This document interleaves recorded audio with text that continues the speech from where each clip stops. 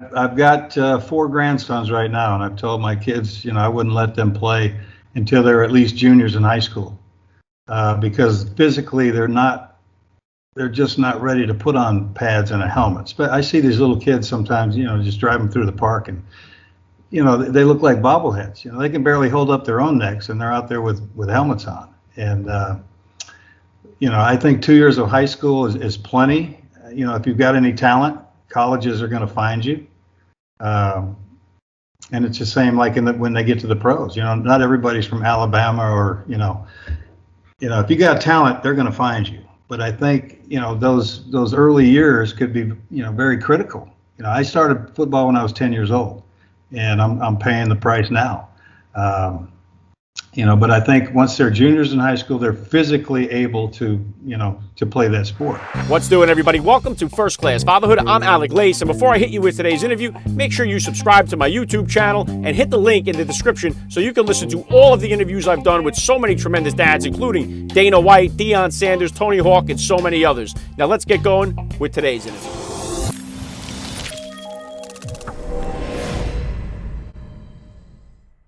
Joining me now, First Class Father, Jim McMahon. Welcome to First Class Fatherhood. Hey, thanks for having me. All right, let's kick things off just like this. How many kids do you have? How old? I've got four kids, 38, 36, 34, and 30. Wow, yeah, I got four kids myself. Not quite there yet, so I'm in no hurry to get. 5 grandkids already. So Wow, congratulations on that. And what kind of sports or activities were your kids into growing up? Well, luckily, my oldest son didn't really want to play football. He loved hockey, so he played a lot of hockey and baseball. My younger son did like football. He played a couple years of football in high school, but baseball was his gig as well, and more hockey. My girls played tennis and soccer and volleyball, and I was kind of glad the boys didn't really want to get into football, being compared to their dad all the time. And they still got a lot of grief being who their dad was. But, I thought it was kind of nice that they picked up another sport. Yeah, I'm going to jump into that in a second here too, Jim. And if you could, just take 1 second to hit my listeners with a little bit about your background and what you do. Well, I played NFL football for 15 years. I was lucky enough to be on 2 Super Bowl teams. And now I'm just hanging out doing whatever I can to help out our veterans and our first responders. And, I get to travel a lot, do a lot of charity work, and that's basically what I do. Yeah, very cool. I love the work you do with the veterans. I make it a point to bring a lot of veteran dads on the podcast here. So obviously you've had a legendary NFL career, Jim. If you could take me back to the beginning of your fatherhood journey, though, about how old were you when you first became a dad, and how did becoming a father kind of change your perspective on life? Well, I became a father July 7th. No, I'm going to screw this up. July 8th, I believe. Yeah, I probably screwed it up. 1983, I had my first child, and it was a girl, and I was very thankful for that. Again, like I said, I didn't want my sons to have to deal with the legacy of their dad. So it was great to have a little girl first, and she's been an awesome daughter, and she was a big help to raise the other 3 kids too. Yeah, very cool. And you mentioned that before. I bring a lot of high-profile dads on here, and I know just from being a son myself, we always look up to our dads. We want our father to give us that approval. We want him to be impressed with what we do. So having a dad that's an NFL superstar, that could be a lot to live up to. So what was the relationship like with your sons? Did you have to deal with any of that with them growing up, and what was that kind of father-son relationship like with them early on? Well, they were always, excited to come hang out at the stadium or the locker room when I was there. Growing up, they were playing Little League and stuff like that, and they always wanted me to be their coach. But I said, look, I can coach you guys at home, but I can't deal with the other parents. And that's the reason I said I can teach you all the fundamentals of the sports, except for hockey. I can't even put hockey skates on. But I was a baseball player, so I could teach them, the fundamentals of baseball and football, basketball, stuff that I knew about. But I said, I'm not going to deal with the other parents. And so the relationship, they would have loved for me to be in their their dugout and stuff with them. But I said I'd rather be down the left field line or the other line, just watching you guys and enjoying you. Yeah, well said. What would you consider, Jim, to be the top values that you had hoped to instill in your kids as they were growing up? Just to be, respectful. Stick up for yourself for one. Don't take any crap from people. I mean, believe in your beliefs and don't let anybody change those.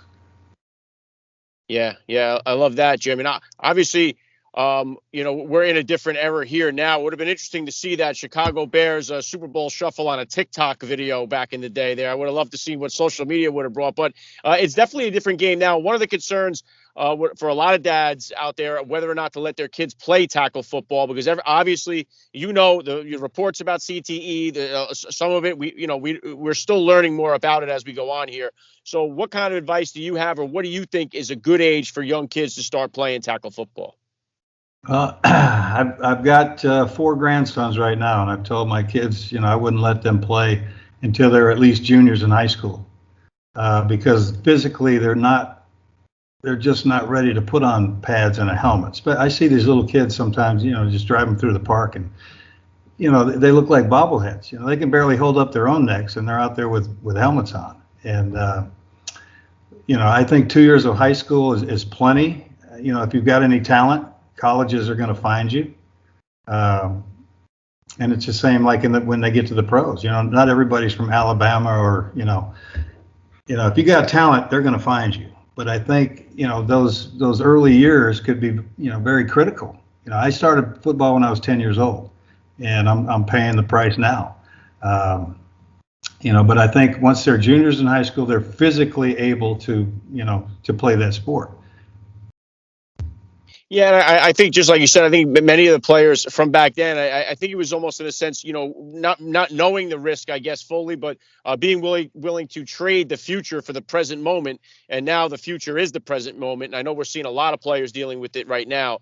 So hopefully, like you said, maybe players starting later. I know flag football has become a big deal now. A lot more kids are getting involved in that. So you don't have to take them blows to the head at an early age. So hopefully that makes an improvement as well. Yeah, teach them the fundamentals of the game. Let them learn the fundamentals, and they'll be that better off when they get to the age they can put on a helmet. There's nothing wrong with flag football. I mean, it's I played it when I was in junior high and stuff like that. So it's it's a lot of fun. But yeah, it's just my doctor in New York, he says he sees 150 kids a year that shouldn't be playing any sports because of their makeup, of their physical. Their spine, their necks. But a lot of these parents they just want to push kids into doing, you got to play this sport, you got to concentrate on this. You got to let them be kids, man. You got to let them, if they want to play. If you don't, I don't think you need to be pushing them into things. Yeah, and it seems like growing up, we got a little bit of a better taste of everything because the sport just lasted for the season. Now you can play football all year long. You can play baseball all year long. So you don't seem to get that balance like we used to have back in the day. So right. A lot of kids, all they're doing is they're on their phones and social media. I mean, nobody's outside playing like we used to play back when we grew up. That's all we did was go out. There's only 3 channels on the television, so mostly it was news. So no kid wants to watch the news. So we were always outside playing different things, and nowadays they're just either sitting there playing video games or they're playing on their phone, and that's where all this, a lot of this bullying stuff takes place. And I don't understand it because I don't get on it. I've never been on it. My son actually handles all my social media for me. He sends me things that he thinks are important, but I could care less what people are doing all day long. I don't get it. I don't know why people are fascinated by other people's lives. And Jim, I mean, I never had a social media account until I started this podcast. And the only reason I'm on social media is to promote the podcast. So for people that aren't on there promoting something or selling something, I really don't get it either. So I don't know. And it seems like when I was growing up, the punishment would be you have to come inside and stay inside. Now the punishment is like you got to go outside the house. And that's like the punishment today. So, and bringing it into the discipline aspect of this, what type of disciplinarian were you as a dad with the kids growing up? And is that different than the discipline style that you grew up with? I tried not to. I don't think I ever hit my kids. I might have gave them a just a little pat, but nothing. I've never abused them.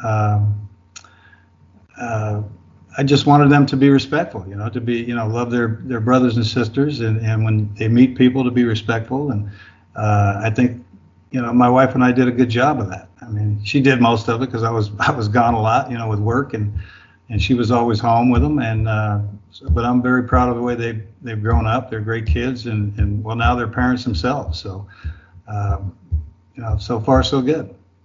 Yeah, and I wanted to ask you about that. I bring a lot of current NFL players, guys that are playing in the league right now that are dads, and they talk about how the NFL is very receptive towards dads, towards families. They have a lot of kid-oriented stuff for them. Was it like that back when you played? What was it like being a dad in the NFL when you were playing? Did the NFL kind of have things for the families and stuff back then, or not so much? Well, I think we had a couple things, team get-togethers where you can bring your families, and wasn't a lot of them. Probably first couple of years we did it. I don't remember doing a whole lot the rest of my time. But as players, we always hung around, especially the guys that had kids. Kids were friends, and we'd spend times at each other's house during the season. Yeah, and it seemed like more, I don't want to say easier, but it seemed like back in the day, players weren't being traded to 100 different teams during their career, so they kind of stayed in one place. You could be on one team, you could be on 5 teams in 5 years, and your kids kind of have to make new friends, and it seems like that part of it will be a little bit more difficult. Well, I think that was kind of it was hard for them, but yet I think in the end it was good for them. I played 7 years in Chicago, and then I moved 8 different years in a row. The next 8 years, I lived in a different place. We went to San Diego. I went to Philadelphia for 3 years, lived in 3 different places in Philadelphia. I went to Minnesota. I went to Phoenix. I went to Cleveland. I went to Green Bay. So my kids, 8 different schools in 8 years. It was tough on them, and they were young. But after the first day of school, I mean, you meet new people, and you learn to interact with people, all different kinds of people. I lived on the East Coast, West Coast, and the Midwest, the North, the South. So, they got to experience a lot of different cultures and a lot of different places. And I think it was a good thing, even though it was tough on them. Yeah, very cool. And what would you say about the transition now into the role of grandfather? What has that experience been like for you? Well, unfortunately, I don't get to see the grandkids as much. 2 of them are in Chicago. 2 of them are in California. I have one here, and he was born just before COVID started. And so I didn't get to hug that little guy until about 3 months ago. And so, because I was still traveling during COVID. And so every time I'd come home and see my daughter, I'd say, "Hey, how's Gigi doing? Can I give him a hug yet?" She goes, "Where you been?" And she goes, "No, you can't hug him until you get tested," and stuff like that. So. But I finally got to hug the little guy about 3 months ago. It was great. Awesome. And obviously, since you have the grandkids, you've been through this. My youngest is my only girl. She's 7. So I'm in no hurry to get to the time when she starts to hit that dating scene. My oldest, he's a boy, 15. So you've obviously been through all this stuff. What kind of advice, or how did you kind of handle it when your kids became old enough to hit that dating scene? Well, I wasn't, you don't worry too much about your boys. But my girls, I think that when they were both 13, I just said, "Look, I don't care what any guy says to you, this is what he's really thinking about." And so then they went to talk to my wife, and they go, "I think Dad just tried to give me the birds of bees speech." But that's about the only, I said, just remember that, just understand that, I said, you make your own decisions, but this is what they're thinking. So. Yeah, I'm trying to brace myself for when the time comes. Thank God I got a little ways to go yet. Well, take your time there, bud. What about what's next for you here, Jim? What kind of plans or goals do you have here for yourself for the future? Well, I've just got involved with a couple different companies in the cannabis industry. Some former NFL teammate, or not, they weren't teammates, but former NFL players, Kyle Turley, Evan Britton, and Ricky Williams are partners with me in a company called Revenant. We launched in California on July 17th. I'm also involved in a K-tape company that's CBD infused. That's amazing. I mean, I tried it on myself, and I went, wow, I want to be part of this. This stuff works. Other than that, I still do a lot of different charities around the country. and just enjoying life. And Jim, on that, are there any studies that you're aware of yet that where the CBD is having a positive effect on the CTE? I haven't seen any studies. I just know it's helping me. I mean, Okay. I take it daily, and my brain is I'm remembering things more or better than I was 5 years ago for sure. Wow. So yeah, I think it's I'm asking my kids to try to get the grandkids on a CBD regimen. I know Kyle Turley has his kids on it, and they don't ever get sick. I mean, they always feel great, and so. It's the best stuff on the planet. It's a medicinal herb, and it's here for a reason, and we all have a system in our bodies for it. So why are we not using it? Yeah, well said. Yeah, incredible stuff. All right, last thing I want to hit you with here, Jim. I'd love to ask all the dads that I get on the podcast, what type of advice do you have for that new dad or for that about to be father who's out there listening? Well, you got to have a lot of patience, and I hope you like to change diapers because they seem to be all day long, but it's well worth it, to see them grow up and then now have kids of their own. It's even better. So, yeah, it's an interesting, trying process at times, but it's very fulfillful, and it's been a lot of fun. I love them. Yeah, very well said. I love the message. This has been an honor for me. I got to say, Jim McMahon, you're a first class father all the way, and thank you so much for giving me a few minutes of your time here on First Class Fatherhood. Hey, I appreciate the time, and sorry it took so long to get this damn computer working.